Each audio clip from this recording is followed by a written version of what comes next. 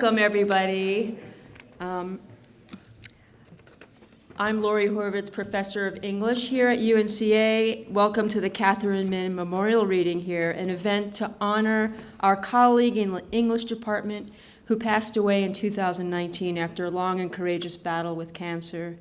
We're also here to celebrate her first posthumously publication, The Fetishist. Catherine was my colleague and friend, and while at UNCA, I heard her read excerpts from the novel in progress and was always captivated by her powerful language, her elegant prose. So it didn't surprise me when I learned that once an agent secured the novel, a bidding war ensued. Across the board, The Fetishist has received rave reviews. A critic for the Washington Post writes, "The book has held together at its center by a warm and frank humanity, by tenderness, and an unabashedly broad sense of humor." A critic for the LA Times states, quote, "Fabulous, a lush and vicious novel with the pacing and urgency of a thriller. Min pursues the idea of matching violence with violence, but also explores the gray area of reconciliation and rehabilitation," end quote. And from a review in People magazine, the critic writes, "Bursting with wit and insight, Min's novel is a wild delight," end quote. Catherine joined UNCA's English department in 2007, and along with being a fantastic writer, she was a dynamic teacher. On several occasions, I observed her writing workshops and was impressed with her ability to give criticism with grace, sophistication, humor, and authority.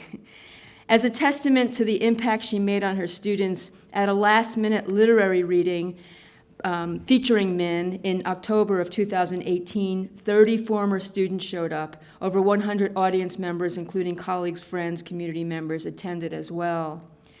Catherine received an NEA grant, a Pushcart Prize, a Sherwin Anderson Foundation Fiction Award, 2 New Hampshire State Council on the Arts Fellowships, and a North Carolina Arts Council Fellowship, and attended residencies including at MacDowell, Yaddo, Gentile, UCross, and the Malay Colony. Her acclaimed debut novel, Secondhand World, was a finalist for the PEN Bingham Award in 2007. Joining us today is Catherine's daughter, Kayla Min Andrews, who took a lead role in getting her mother's novel out into the world. To honor her role as professor and mentor, Misha Marin, a 2012 graduate of UNCA and former student of Min's, is also here, and books are available, and Misha and Kayla will be glad to sign the books after the reading. Just a couple notes about upcoming readings here at UNCA. First off, next Thursday, February 29th, at noon in the Laurel Forum, the creative writing faculty will present short excerpts from their latest works. And in continuing with the English department's Visiting Writers series, we have 2 more upcoming readings this semester. On Wednesday, March 20th at 7 p.m. right here in the Blue Ridge Room, Natalie Basile will join us. Her novel, Queen Sugar, about an African-American woman who unexpectedly inherits a sugarcane farm in Louisiana, was adapted into a critically acclaimed television series directed by Ava DuVernay. Basile's most recent work, We Are Each Other's Harvest, is an exploration and celebration of Black farming in America. And on April 16th, again here in the Blue Ridge Room at 7 p.m., we'll welcome Nima Aveshia, author of Another Appalachia, Coming Up Queer and Indian in a Mountain Place. So, getting on here. Our first presenter this evening, Misha Marin, is the author of the novels Sugar Run, Perpetual West, and her forthcoming novel, Shay. Her short stories and essays can be read in Tin House, the Oxford American, The Guardian, Crazy Horse, Tri-Quarterly, The Southern Review, Ecotone, and elsewhere. She was the recipient of a 2015 Thomas Wolfe Fiction Prize, a 2014 Elizabeth George Foundation grant, and other awards, including fellowships from the MacDowell Colony and the UCross Foundation. She is an assistant professor of the practice of English at Duke University. So please welcome Misha Marin.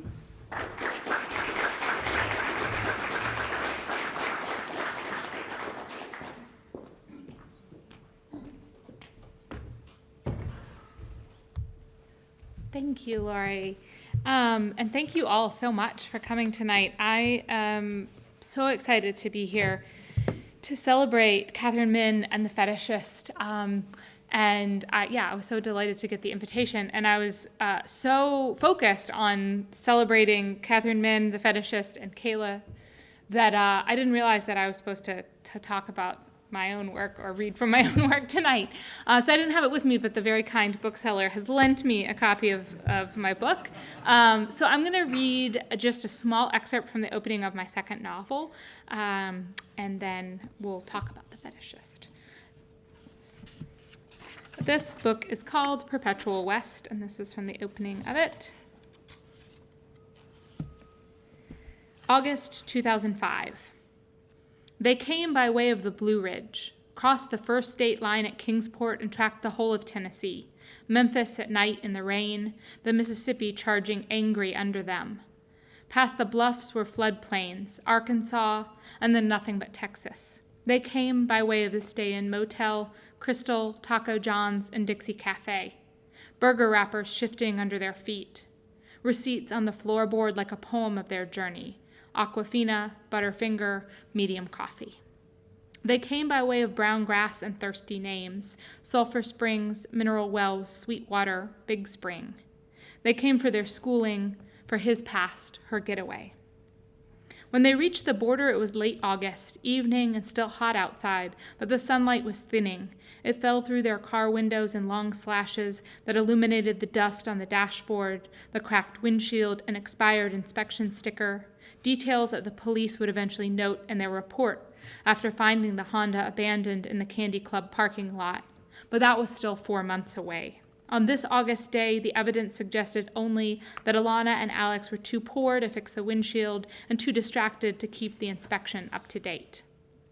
Behind them, a slope of treeless mountains hunched in shadow, and before them, past the squat concrete bunker of the Paso del Norte border station and the brown gulch of the Rio Grande, Juarez rippled with headlights and neon signs.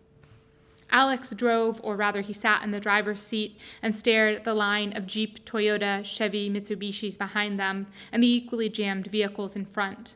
After days of whip-by miles, they'd arrived in a funnel.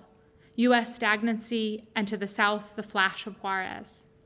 Alana sat in the passenger seat with Wuthering Heights open in her lap. "Maybe we should stop and eat before we get to Jorge's," Alex said.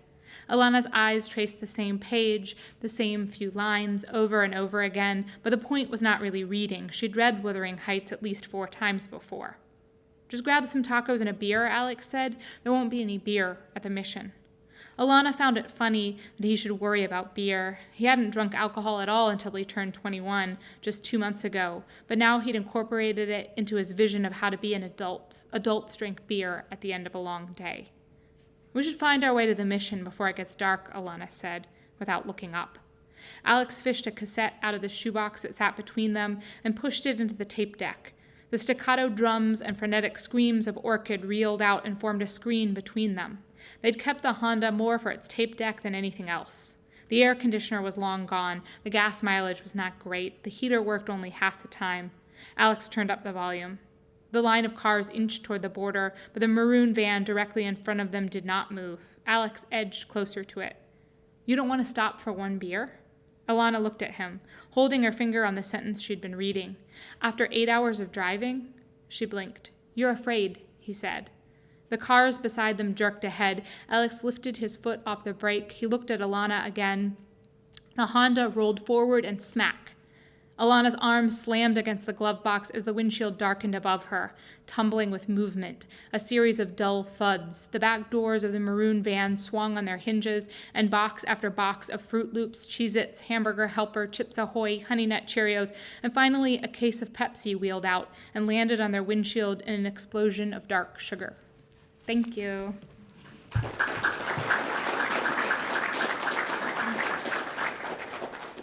It is now my pleasure to introduce Kayla Min Andrews. Kayla Min Andrews is a biracial Korean-American writer living in New Orleans. She has a piece forthcoming from the Massachusetts Review and has been published in LitHub, Kajibi, Halfway Down the Stairs, and Asymptote. Her flash essay, Old Kleenex, was nominated for a Best of the Net 2020. Kayla assisted Putnam on the posthumous publication of her mother's novel, The Fetishist, including editing the manuscript and writing the afterword. Kayla is an MFA candidate in fiction at Randolph and is working on her own novel. Hi,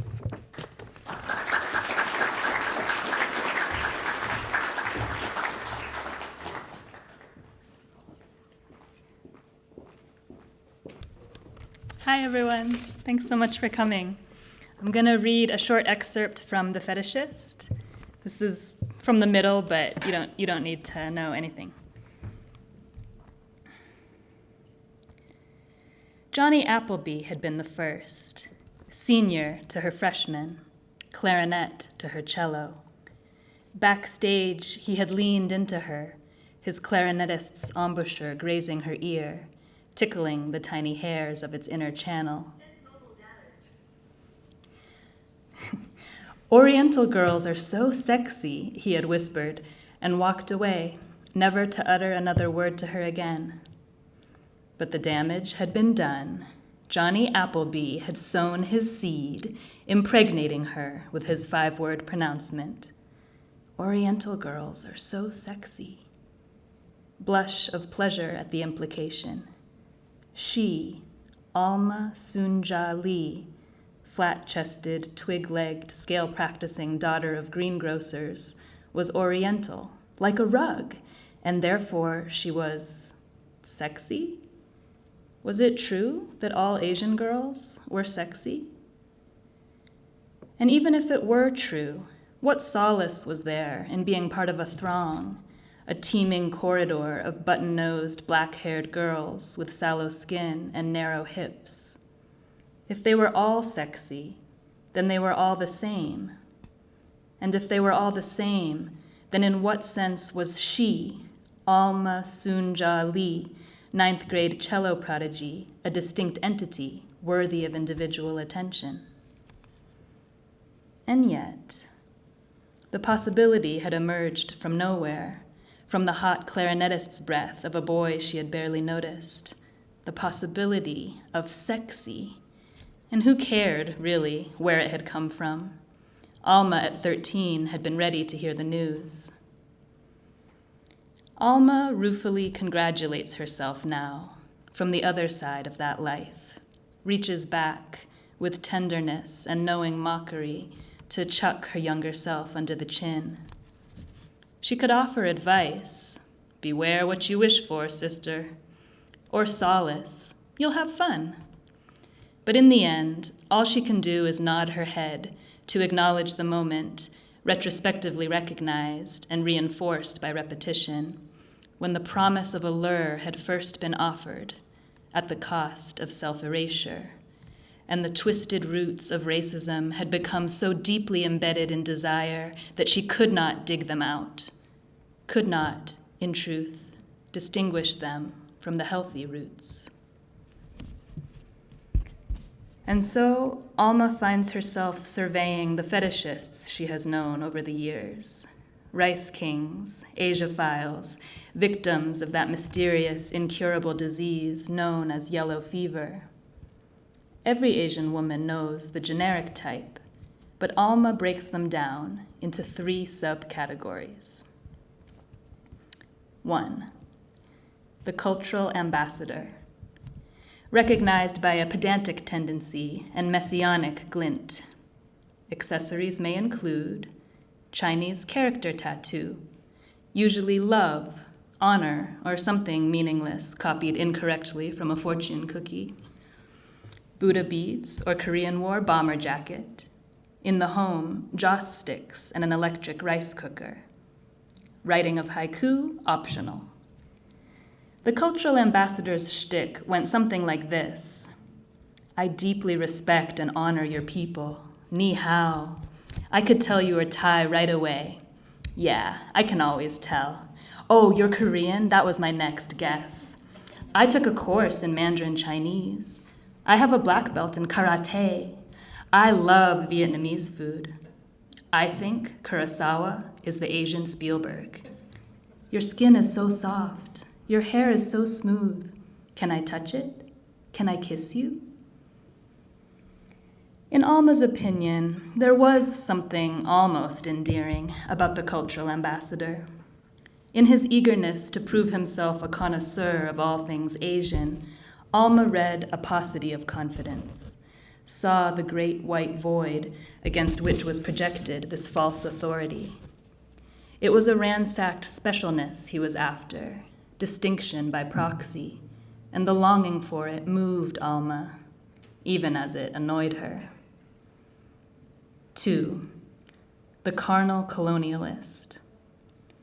Worldly, where the cultural ambassador was naive, charismatic rather than boorish, insinuating as a serpent rather than bumbling like a bear, the carnal colonialist was, in Alma's experience, altogether more sinister. The carnal colonialist lived in a fantasy world of triple X-rated movies, Oriental sex kittens, wild Chinese babysitters, Hong Kong King Dong. They collected woodblock prints of the floating world, obscene netsuke of copulating couples. In her younger days, Alma had succumbed to a few men of this type, and she knew from experience that they wore kimonos instead of robes, favored doggy style, and kept ornate sex gear in the bedroom. Speak dirty to me in Korean, baby. Oh yeah, Hanguk saram chayo. 3. The rational revolutionary. Unlike other rice kings, rational revolutionaries were Black or Latino, and their modes of seduction were politically formulated. My dear, you have simply not lived until you've had an Egyptian, Ghanaian, Senegalese, Dominican lover. You don't, eyes suddenly piercing with indictment, have anything against men of my race, do you? Rubbing their palms together, smiling with only their mouths, rational revolutionaries made discussing politics into earnest foreplay. Sleep with me, and together we will strike a blow against the evils of American cultural and economic hegemony. This was their rousing pickup line. Spurning their advances, then, was not a mere personal matter, but a deliberate turning away from the struggle of oppressed people everywhere.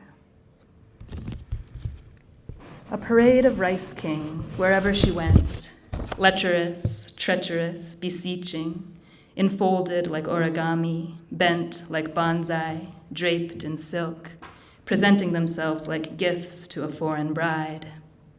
The other as envoy, as smitten colonizer. Like an heiress with a fortune, then, Alma has learned to be suspicious of all suitors, lest they desire her solely for her luscious yellowness. Whether for cultural status, sexual conquest, or racial solidarity, she would be no one's tiger lily, China doll, geisha girl, baby san, Miss Saigon, Susie Wong, me love you long time, Madame Butterfly. Except, and here is the thing Alma finds hard to face. Echoing all the way back to Johnny Appleby in 9th grade, there is a part of her that believes she is, in fact, all these things, that this is what she has to offer.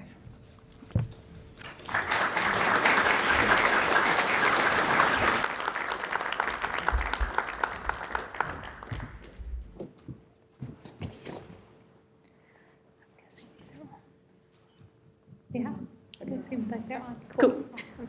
Thank you so much for reading that. It was an incredible reading of it, and I feel like really demonstrates the dexterity of the book. It's so funny, but it's also just the amazing work that in however many pages that was that Catherine does with the character of Alma and the way that it right on the edge of just total hilarity when you're kind of laughing along with her. She pulls back with those double or triple accepts, accept, and then of course we get another aspect of Alma. Yeah, that was really lovely. Thank you. I think I wanted to begin by sort of bridging into a conversation of kind of how the book came about. I was looking through my emails last night and just kind of, getting nostalgic and looking over my correspondences with Catherine over the years. And one email I came upon from June of 2013, she had just returned from MacDowell Colony and had written me and said, I did it. I have a full draft of the new novel. Of course, there's endless revision coming, but I feel so great. I had a really productive time at MacDowell. I have a full draft. I'd sort of forgotten about that email, and like in the interim after she passed away and before I heard the news the book was coming out, I kind of always wondered like, oh, how much of the book? But actually, as it turned out, in my own email inbox, I had the answer that she did have a full draft. But how did it get from there to being something that we can now read? Yeah, thanks for sharing that. It's always like, I have my memories, but then it's a little like a mystery, and it's nice to like get other people's memories or other like pieces of evidence to like put the puzzle together. It was quite a journey from that point to this. I remember her saying she had a full draft, and then in spring 2014, she got diagnosed with cancer. And she says just immediately in the oncologist's office, she realized she didn't want to write fiction anymore because she knew her time was limited. And so the way she put it was that she wanted to understand herself and where she'd been and who she was while she still had time. So she just literally never touched it again. And she was very clear about that. She was a very decisive person. And she just said, I abandoned that novel. And you could almost forget that there was a full draft because she was just like, I abandoned it, and didn't really, just wasn't thinking about it. She started writing personal essays, and a lot of them are about mortality and, like very moving personal essays. But and then after she died, there was an event at MacDowell, actually. So we set up a fellowship in her name at MacDowell, which is an artist residency, and did an event. And so for the event, I was asked to read some of her work. And my stepdad, Greg, Mom's partner, was like, there's this chapter of her novel, The Fetishist, that was kind of funny, and maybe you should read that. And so what I just read for you tonight, I read, this was at a virtual event in 2021. And then the feedback from the audience is really what made us think. People were like, well, where's the whole novel? Can I read the whole novel? And I was like, maybe it's not too late. Because I had sort of just assumed, it was too late for The Fetishist. But when people started asking, and then I was like, well, I could probably see, just try. I didn't know what that would look like. But ended up asking Mom's friend, Kathy Park Hong, to help me. And then she ended up connecting me to the publishing world, and it happened. That's wonderful. There's so many amazing parts of this book, but one big thread throughout it is music. And I was kind of a two-part question, but in the first part, I guess I wanted to talk to you about your knowledge of your mom's relationship to music. Do you like any favorite songs, but also like, do you know, she must have done a tremendous amount of research, particularly for the character of Alma, but who is a classical musician, but then also for Kyoko. So multiple characters are classical musicians. They're supposed to be playing at a very elite level, soloists who travel the world. We had this neighbor in New Hampshire. So I grew up in a small town in central New Hampshire. My family lived there for a long time. We had a neighbor who had been a violinist in DC. And so I think Mom got talking with him and then asked him a ton of questions and eventually decided she was going to write a book about classical musicians. So I know a lot of the research was drinking wine with our neighbor and asking him stuff. And then, she wasn't a musician herself. And then later she became friends with a professor of music at Johns Hopkins. And so she would actually show him drafts of chapters as she was writing them, and he would kind of fact check the music stuff. She said she wanted the novel to read as if, to feel correct, even if a classical musician were to read it. So she didn't want anything to seem like she didn't know what she was talking about. She was a real perfectionist. Talking to musicians and, I didn't know if she's secretly was also a musician, a cellist. In addition to all of her other talents. Also related to music, so there's a thread through the book where the character Alma has MS and is no longer really able to play. And I wanted to read just like a small excerpt and then kind of talk to you about that aspect of the book. So there's first a bit where Alma is kind of in conversation with her doctor. This is the doctor speaking first. It's not common, said Dr. Mehta 3 weeks later, but it's not completely unheard of either. She was referring to Alma's remission, which she would not call a remission. Think of it more as an intermission, she said. Alma imagined her disease as a recital. Alma Sunjali, barely live and in concert, performing MS in A minor by a vengeful god, with a brief intermission. And then there's a scene soon after that where Alma, knowing that she would not get back to sleep, went into the living room. Her cello stood in the corner to the side of the stereo cabinet in its hard carbon fiber case. It was a 1732 Francesco Goffrillo that Alma called Franny. She had stopped playing it almost altogether 6 months ago when she had fallen out of her chair and nearly crushed it, her bow hand shaking uncontrollably, beating a manic rhythm on the floor. Since then, it had stood unmoved like a strange sculpture, or as Ricky had dubbed it, the proverbial elephant in the room. And then, if we skip ahead a page, she's kind of attempting to play again. So she looked down the length of the 4 strings, A, D, G, C, architecturally suspended above the F-holes to the delicate bridge, then down the gleaming spruce to its ebony tailpiece. She brushed back her hair and straightened, bringing her hands into position. Alma felt sweat bead on her upper lip. She paused. Her right hand shook. She forced herself to play a few notes. D, F sharp, B, G sharp, the opening of the Frank. She stopped, tried again. D, F sharp, D, F sharp. She couldn't get her fingers to stick to the notes.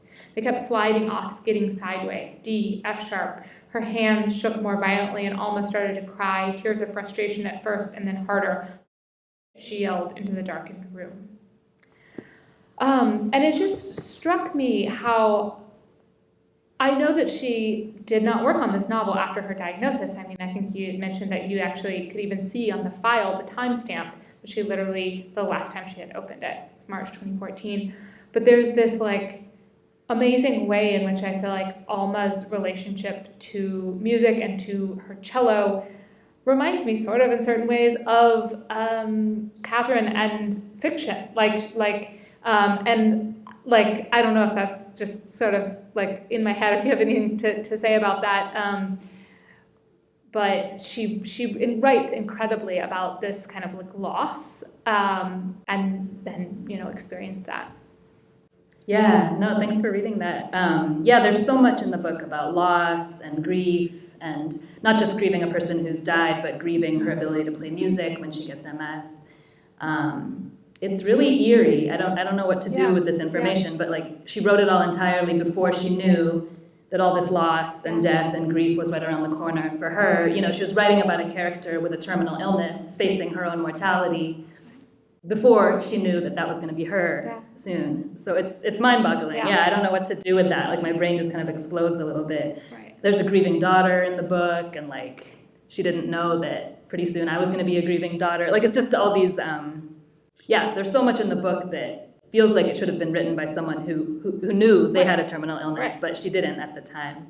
And it's true that when I opened the draft for the first time in 2021 after she had died, I could see the most recently opened file, and like it hadn't been opened since March 2014, which is when she got her diagnosis. So her abandoning of it was very decisive. Yeah. I also wanted to talk to you about the kind of like process of editing it. So Kathy Parkong kind of helped you find an agent who then helped find an editor in a publishing house. And then did you and the agent do any editing? And I know you did work with the editor.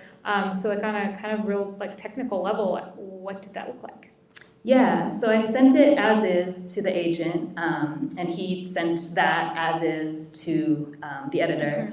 And so the editing process began. So the editor is Sally Kim, just happens to be a Korean American woman, like real badass in the publishing industry. And so Sally and I just had a call and brainstormed, and she had lots of ideas for just like small tweaks and mostly additions, like adding like a sentence here or a paragraph here. And there were certain arcs that she thought could be like sort of drawn out a little bit more. Yeah, the manuscript was complete front to end, but it was like, how could we make it shine even more?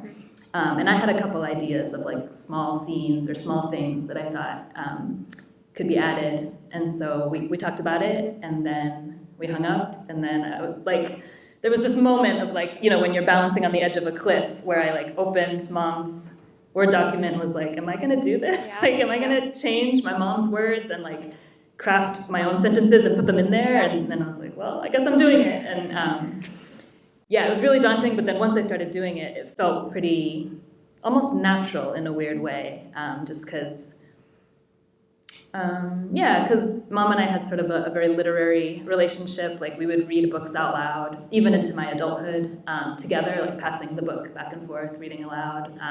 Or she would read her works in progress aloud to me sometimes, kind of for herself to hear it. But yeah, but you know, we would talk a lot about books, about movies, about stories. So yeah, once I was working on the manuscript, it just sort of felt like she was there with me, or like we were joking around together. Like, a lot of the humor of how the characters joke around with each other, or the narration that's very like exuberant and funny, felt like the kind of humor that she and I would like use with each other. So it just felt natural somehow to add little bits here and there, and that was the editing process.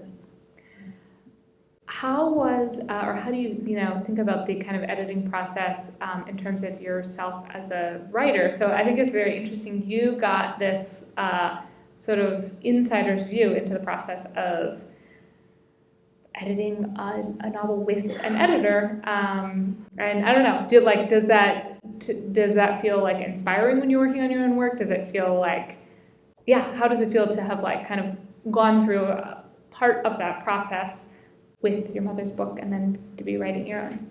Yeah, so I didn't consider myself a writer, like by vocation, or I didn't do really any writing for about 10 years of my adult life. And then it was really just as Mom was dying that I kind of realized I wanted to be writing, and something about her courage and how she lived, and then me realizing I wasn't being brave. And anyway, I started writing my own fiction after she died in 2019.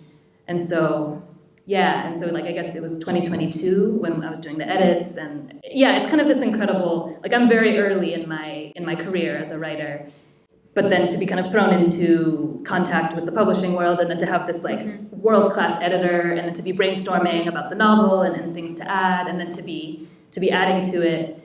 It was all very intense for me, and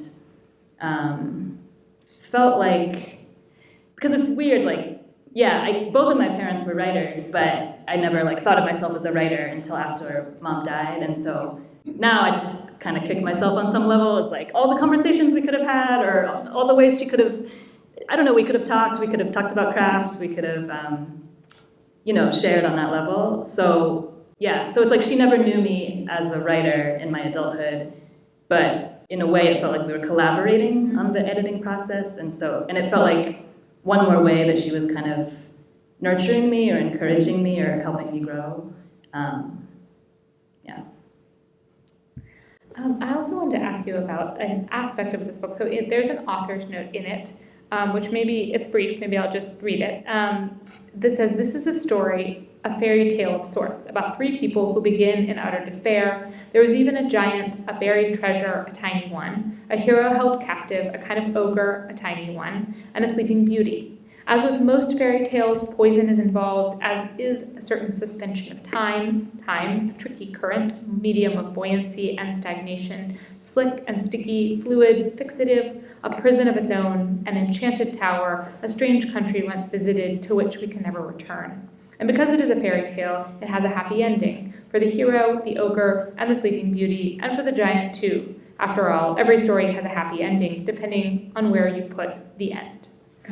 So when I first read this book, I of course read that. It comes in the front first, and then read the whole book, and then kind of totally forgot about the author's note, and then was rereading this book over the past week. And yeah, I guess I wanted to ask like your thoughts on this. I think it's so interesting. She kind of does tell us the whole story in the beginning, but also she's directly alluding to fairy tales here, but there's also these other kind of aspects of classic literature. And I remember having conversations with Catherine before I'd ever heard her read anything from The Fetishist about how she explicitly wanted to maybe allude to or to use certain like aspects of kind of like the classics in this book, and that was like a challenge that she wanted to like set for herself. So yeah, I guess I'm curious about that part of The Fetishist.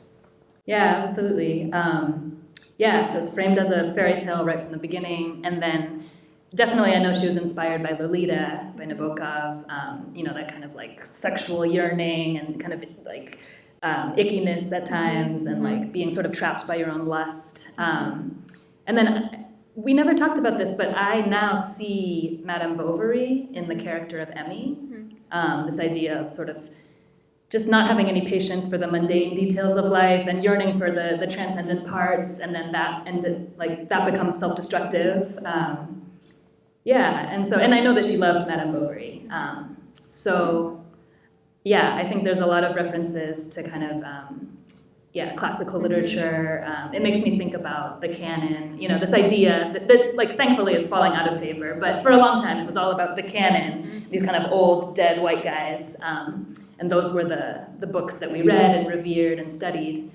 And, and Mom grew up like reading and revering and studying a lot of novels by dead white authors, and so it makes me think of so the fairy tale, is one form of that, and then the other influences, and some of the books that we read together were these kind of novels, like the Great Russians or the Great French novels or the Great Old English novels, and so I know that she was paying close attention to those, and to me it's like the book is both like shows how closely she studied and learned from and loved those books, but it's also kind of like, okay, step aside, white guys, like, I got something to say, and kind of, the anger and the despair of the Asian women artists who are the main characters.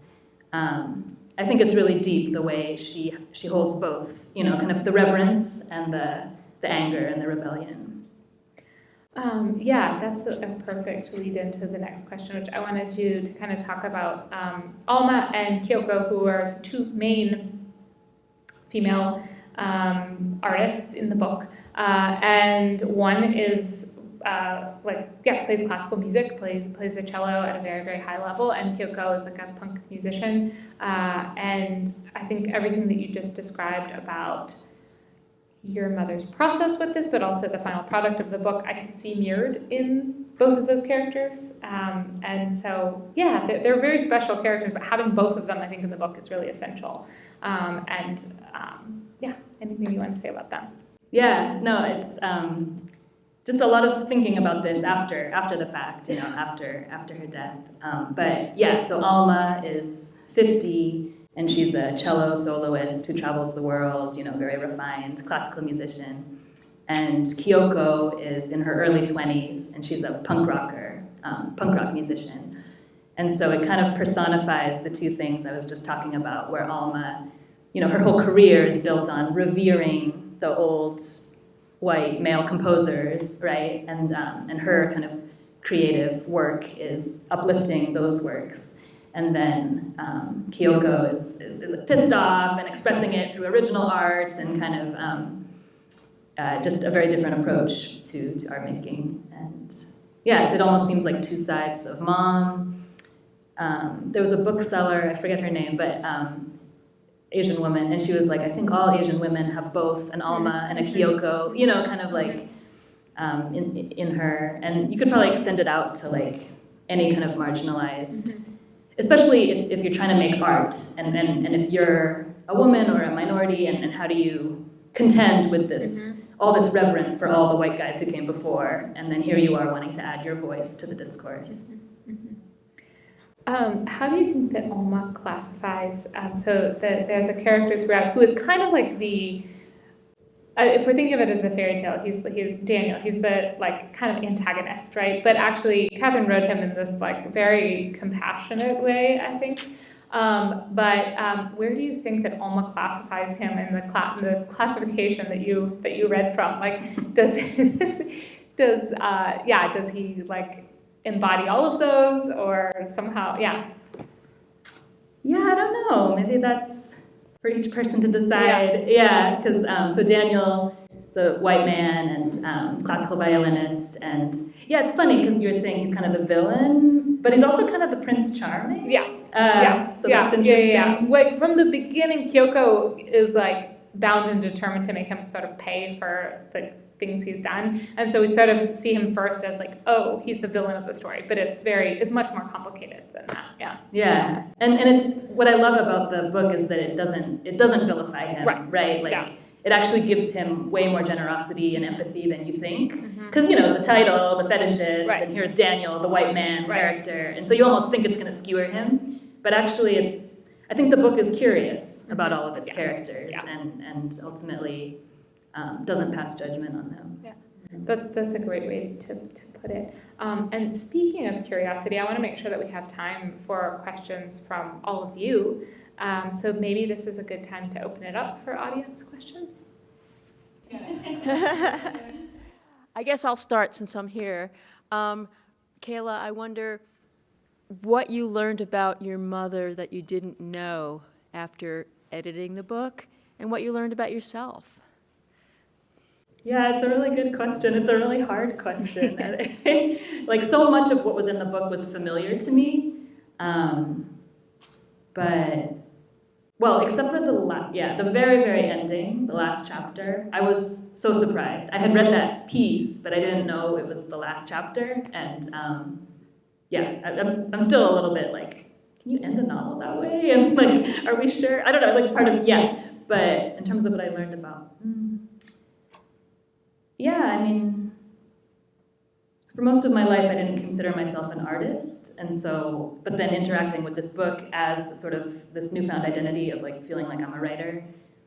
I don't know, I'm still contending with a lot and what it means to be an Asian American woman writer, and like this whole book is a reflection on so many things connected to what I'm now kind of reckoning with.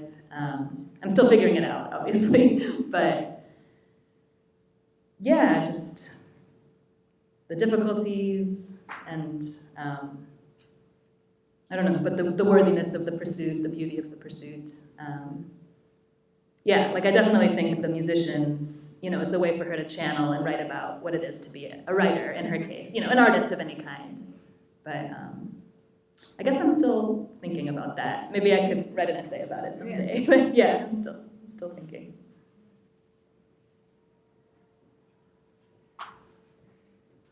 Speaking about writing essays, so I have a genre question.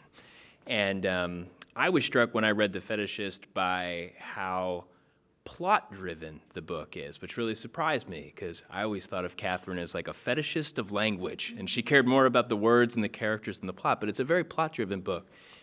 And I do know from you, Kayla, that Catherine started writing nonfiction essays at the end, and that there's maybe an interesting title for a collection called Losing the Plot. So I thought maybe you could talk about the shift from fiction to nonfiction and this idea of plotting, and like maybe it has something to do with the plot that is fabricated and one can put it together really smoothly, and then life just being a bit plotless. Yeah. Thanks. Yeah, thanks for the question. Yeah, so Mom's first novel, Secondhand World, it was published in 2006. And stuff happens, but it is kind of a quieter story, and just one character's perspective. And so it's kind of a huge leap to suddenly have like many characters' perspectives and lots of crazy things happening and crime and no spoilers, but murder or attempted murder. And it's amazing to see like that she was able to do both. And she also wrote a lot of short stories, which were probably generally on the quieter side of like, character study, portrait. Yeah, and I remember her telling me, like, when she, like, pretty much right after Secondhand Worlds, her first novel came out, and then she was like, I'm working on a new novel, and it's gonna have like a crazy plot, lots of things gonna happen. And I remember thinking, wow. She was like, yeah, kidnapping, murder. I was like, oh. And yeah, and I don't know how she did it, but then, yeah, so then when she got her cancer diagnosis and when she stopped writing fiction and started writing personal essays, her title for that collection is Losing the Plot. And she just said, I'm done with fiction. Fiction's all about creating artifice, creating this elaborate, kind of ornate way of suggesting the truth, suggesting reality. But I don't have time for that anymore, right? My time is limited, so I just need to like get right to it. So she started writing these short, pared down personal essays that was just a very different approach and just kind of like, here it is, here's what I've got to say, and very urgent. And she was writing those even when she was in hospice, just trying to finish this collection before she died. So yeah, and even stylistically, like shorter sentences, like The Fetishist has these long, flowing, exuberant Nabokovian sentences. So you see the shift in style and yeah, losing the plot, losing the artifice of fiction, kind of exchanging that for this like raw urgency. It's really interesting. And you're helping to bring that book out into the world. Yeah, so the full story, which I never know if I should say or not, but like I was actually pursuing publication for the essays, and that was what I approached Kathy Park Hong about, because she wrote a book of essays called Minor Feelings, which was really amazing, and that was just coming out when we had that event in 2021. And so I asked her, like, do you think I could get my mom's essays published posthumously? And she connected me to the agent, and then he found the publisher. And then the publisher was like, well, in some of these essays, she mentions kind of guiltily that she should be like publishing this novel but isn't, or she should be finishing this novel but isn't. So what's up with that novel? And I was like, oh, yeah. And so that's what. And then like I trusted Sally Kim, the editor, so much that I found the draft, sent it to her, and it kind of made sense since she was known for fiction. It made sense to release the novel first, but the essays are coming, and that's going to be like even more near and dear to my heart because I saw her working on them in her hospice bed, and it really broke my heart to think like, because I just assumed, I guess, when she died, like, well, it's too late, right? Like she's gone, so this will never get published. And I felt like sort of an underdog feeling because like when she switched to nonfiction, some people who really liked her fiction were kind of like, why are you switching genre? Like when you don't have that much time left, why would you do that? Just get the novel out. No one wants to read your nonfiction. Like not saying that, but sort of implying it. Like, well, I don't care about your nonfiction. And so now it's like, haha, people do want to read her nonfiction. Like, we're going to get it published. We're going to get it out there. Are you working with Sally with that one too? Okay, great. I came back to UNCA in 2008, and your mom's creative nonfiction class was one of the first classes that I took. I was a little bit older, and creative nonfiction was my preferred genre. And your mom, so my dad was actually dying that semester. Actually, that final class, I read his obituary, which she helped me like refine. So we talked a lot about death and about writing about complicated family and just. And one of the things that your mom would say all the time, and whether it was a creative nonfiction class or a fiction class, is that, it's fiction is the lie that tells the truth. And so we would have a lot of conversations because I was a creative nonfiction. I would just say, I don't know how to use the tools of fiction to tell truth. That's just not a strength of mine. And she, I don't know, it was almost like the next time I saw her after I graduated, it was after her diagnosis. It was the first time I'd seen her after her diagnosis, and she was reading a nonfiction essay. And she had always fought, so like, because we would have these arguments about which is the better way to tell your perspective, fiction or nonfiction. And we had a conversation immediately after that. And she, because she was talking very clearly about this shift, this major shift. And I kind of have to think that when she got that diagnosis, I don't think that it was necessarily that, privately what she would say to me is, I don't feel comfortable being as brutally honest, basically. I feel like I can be more honest writing through fiction than in speaking my own voice. And I wondered if that shift was, I have no fear anymore about just being brutally raw, honest, and writing it from my own perspective. I don't need to shift through anymore. I didn't know if you ever had any conversations with her about that shift. Yeah, thanks for sharing that. Yeah, I can see that. Mom was definitely a control freak, like self-identified. And I feel like I heard her say this, but I don't know. I feel like I remember her saying that she needed to write fiction because she was a control freak. So she wanted to control, what happens, the ending, all those things. Yeah, and then even the title, Losing the Plot, the title of her essay collection kind of suggests a certain letting go or not being able to control, which obviously, like, receiving a terminal diagnosis is such a relinquishing of control, right? You can't be a control freak through that. So I could definitely see that. And yeah, I remember she used to say, fiction is the lie that reveals the truth.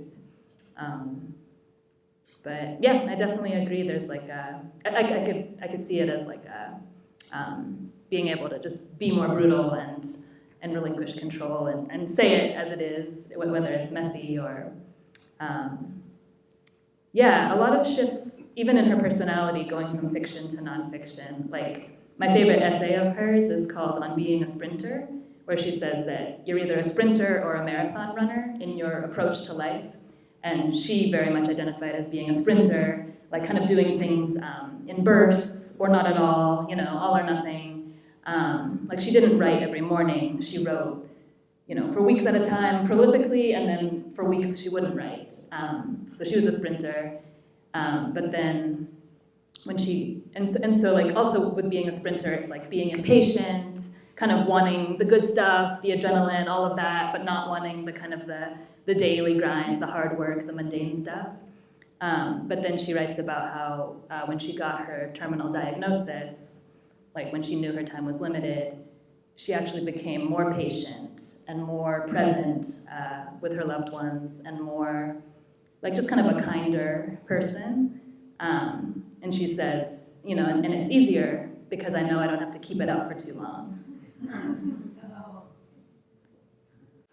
I'm going to ask a fairly simple question. I'm impressed with all the paratexts of this book. The author's note, the introduction by Kathy Hong, your afterward. But what struck me forcibly is this picture on the cover. And through much of the book, you don't have any idea why this picture is on the cover. I don't know if everyone's seen the cover. Did you have anything to do with that?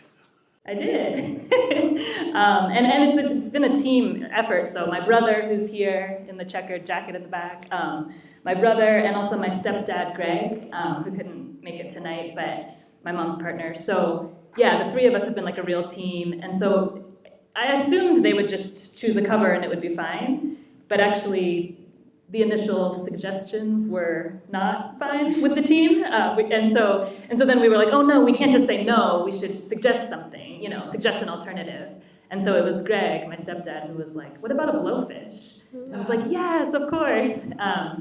Yeah, like originally it was gonna be like a woman's body or something, but it was like, no, like a blowfish, that's such a perfect kind of like, it evokes the idea of fetishism and Asian fetishism and danger, and I think it sort of evokes male bravado. Like, so a blowfish is a delicacy that, like, a lot of tourists go to Asia and they want to eat blowfish because if the chef doesn't prepare it correctly, the poison will kill you within seconds. So it's kind of like a macho, death-defying thing to go eat. Anyway, I feel like all of that ties in nicely to the novel. And yeah, so once we said Blowfish, then the publisher was on it, and I love the cover. Yeah. That's really cool to know, because I feel like since the moment that I first saw like early advertisements for it with the cover, I was like, oh, that's an amazing cover. But that's like cool to know that that was Greg's idea for the Blowfish. Yeah. Hi, I have more of a personal question. How was it, I guess, revisiting the work, like this unfinished book, like emotionally for you? Yeah, thank you for that question. It was really intense, because like I said, I was first reaching out about the essay collection, which I was very familiar with. And then when they asked about the novel, I had to go back. Like I basically inherited my mom's laptop, so I just had to search in the laptop, which I was now starting to do my own writing on, but then like look through her files and find the most recent version. And that's how I saw that it hadn't been opened since her diagnosis. And then opening it and being like, wait a minute, I've never read the full draft. Like, how could I have forgotten? Like, as she was writing it, she would email me chapters, and so I had read a lot of bits and pieces, and so I felt like I knew the plot and the characters, but I had never read the full draft. And so, yeah, 2 years after her death, I opened the file, and I think I read it in like 2 sittings, and it was really intense. It was kind of like words by Mom that I hadn't read yet, so it was almost like something new from my mother. Yeah, and so much of it I recognized. I was like, oh yeah, I read this chapter years ago, or I know what happens to this character. But it was still a little bit surprising how it all came together, and the way she weaves together short chapters from different characters' perspectives, which really heightens the suspense. Because maybe what I had read was like longer, like here's all of the stuff from Kyoko, or here's all of the stuff from Alma. But to see the way it was woven together was really cool. And then I mentioned the very end, I was like, what? So all of that was intense, but it felt like a way to, it felt like she felt so present in the room when I was reading. And I think a lot of people who knew her feel her presence when they read it, like her voice comes through so clearly, her humor, and yeah, so it felt like I got like a little more time with her almost when I read it. So I know you said that like Daniel was not meant to be a villain, but he was also like a Prince Charming, and that there was like the main character had like a curiosity around the like men that would like fetishize her, and I'm just wondering if like, do you know if there was like a type, like there were men in your own mother's life that like inspired her to make this book? I mean, there probably were, but like any specific men that you knew about, or like any specific. Well, I'm not going to name names. No, I honestly think it was more about sort of and you hear it in the excerpt that I read. It's sort of more of the chorus of like all these men. I think just like dating. Just like observing and like speaking with other women and comparing notes, and I think it was less like this specific guy or that specific guy, and more like. And not even relationships exclusively, but like, guys that try to approach you with a cheesy one-liner, or, just kind of recognizing a type, when you see it. So I think it was more that. And yeah, I'm gonna go later up to Massachusetts, to the college where my mom went, and she was in the first entering class of women. And so I know that it was like very white and big majority male students when she, at the time that she went there. Like they didn't even have a women's locker room or anything, and I think some of the professors like voted against allowing women, which is kind of awkward. Then you're in their class. Them in your class. Yeah. So so I think she like spent a lot of time like maybe like particularly in environments with a lot of white males, and so I think it was more of a chorus rather than a soloist. Yeah. Hi, this is kind of a question for both of you, but I'm curious if you as a student and you as a burgeoning writer and also as her daughter, if there are any lessons that you learned from her teaching as a professor, as a teacher, that you remember very well and you use in your own work, and also that you see in the book when you were reading it. So many lessons. I mean, honestly, like I learned so much from Catherine Min. on like a craft level, but also on like a life level that like it's not hyperbole to say that I don't think that I would have published my first novel. I mean, I think I was already kind of working on an early version of it when I met her, but like the biggest thing that I learned is perseverance.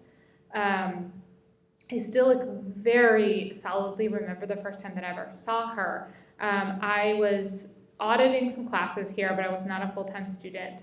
I was like working in a bar. My idea was like I would work at night and then I would have more time during the day to write. And this was a fiction that I had made up for myself because it did not work that way, but that was my idea. And something in my brain was like, oh, I think I do need some like outside help on writing. Like I need somebody else's advice and somebody to look at my writing. And so I audited a class, a creative writing class with someone named Catherine Min. I didn't really know anything about her. I didn't know anything.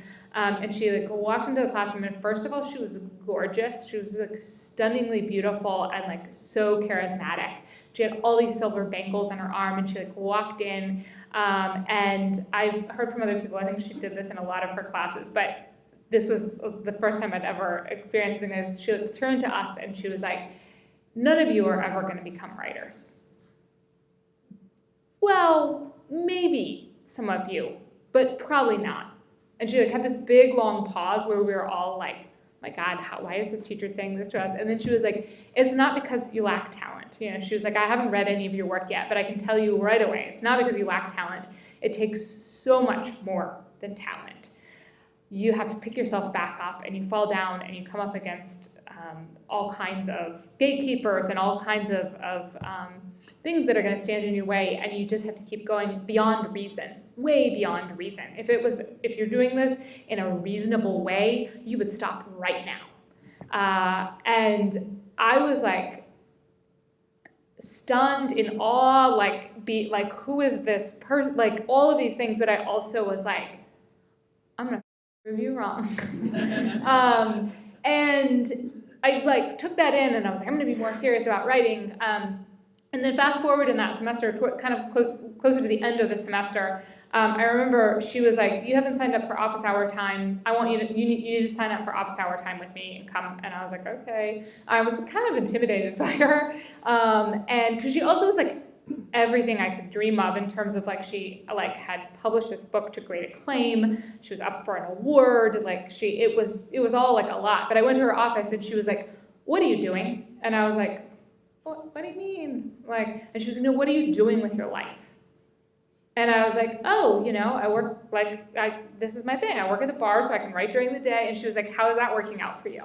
And she was like, well, really? And she was like, no, if you're serious. She was like, you have some talent that you could work on, right? But if you're going to be serious about this, why are you auditing this class? Why are you not a full-time student? Why are you? And she was like very, very hard on me. And it was exactly what I needed. And then that was true later on also when I applied to graduate school, and I didn't, I applied to 15 MFA programs. I didn't get into any of them, and I was kind of like, oh, poor me, woe is me. And I found this other email last night that she wrote me, where she was like, that's not how you write and publish a book. It's not an MFA. I mean, you can do it that way, but like you don't, like that's not how she just was very, no bullshit, and like you put in the work. You have to put in the work. And I think that like there's all kinds of smaller craft things that I could like talk about, but I think that for me was like, I don't think that I would like be where I am if I hadn't crossed paths with Catherine Min. That's amazing. I love hearing that. Yeah, I remember at some point her telling me like she had this really promising student, like untraditional student, or I guess non-traditional student. It's Misha. Aww. And that really resonates. Like that would probably be my best answer too, because it's I wrote an essay about this in LitHub, but it's like her dream to be a published author started before I was born, and then my whole childhood and beyond, I saw her writing, working day jobs like not related to writing for most of my life until she came here and got to teach writing. But her first published novel was published in 2006. I was in college, so I remember and she had other novels that didn't make it. And so I remember when I was going off to college at the end of high school, she was like, this novel that I'm writing now, it's the best thing I've ever written. if it doesn't get published, I'm done. I'm out. I'm not going to write anymore. And I remember being like nervous because, mom's very decisive, and when she says something, she means it. So I was like, how could she not write anymore? Like my whole childhood, she was, she was working on a novel, and maybe this would be the one that gets published. And as a child, it was just normal, and I was just kind of like, oh yeah, this is probably the one that's going to get published and make her career, and of course she's going to make it one day, because that's her dream. When you're a kid, you kind of think your parents are all powerful. So it's only now that I'm an adult and that I'm entering the writing world myself that I'm like, oh right, there was never any guarantee that she was ever going to get published at all, and she was putting like all her spare time and all her vacation days and all her evenings, like this was her dream, and she was putting all this time into it, but like it could have easily never happened, and nothing's guaranteed. And so yeah, what you said about how like it's not reasonable, Right. it's like, and she had like family and like Korean immigrant parents, and people kind of telling her like maybe stop with this writing stuff, it's embarrassing, and she just kept doing it. And so yeah, and then to have her dream realized, because I remember being in college and receiving that phone call from her being like, it got accepted, I'm getting published by Knopf, and it's just like, her dream is coming true. So yeah, bullheaded persistence is what I saw from her my entire life, as like what a writer needs to do. Yeah. Just not give up. Right. Well, thank you, Misha and Kayla, and and you could.